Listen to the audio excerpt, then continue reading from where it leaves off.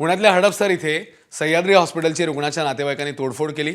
हॉस्पिटलच्या हलगर्जीपणामुळे रुग्ण दगावल्याचा आरोप संतप्त रुग्णाच्या नातेवाईकांनी केलाय। तर हॉस्पिटलची तोडफोड केल्यावर नातेवाईकांनी रुग्णालयाच्या बाहेर ठिय्या मांडलेला पाहायला मिळाला।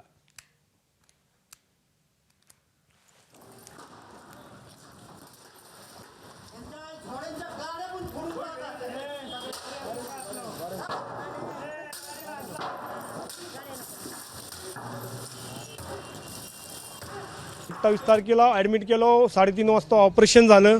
ऑपरेशन झाल्यानंतर 2 दिवसांनी वेंटी काढला। वडील बोलले, व्यवस्थित सगळ्या गोष्टी क्लिअर झाल्या, ऑक्सिजन काढला। तर वडिलांना त्यांनी आम्हाला न सांगता दुसरीकडे शिफ्ट केलं आणि खुर्ची बसवलं।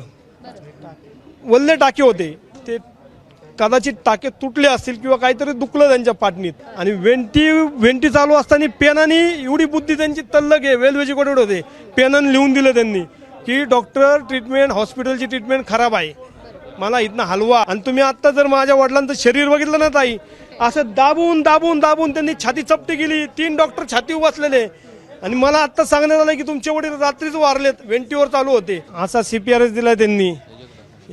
ही घटना कसली आहे?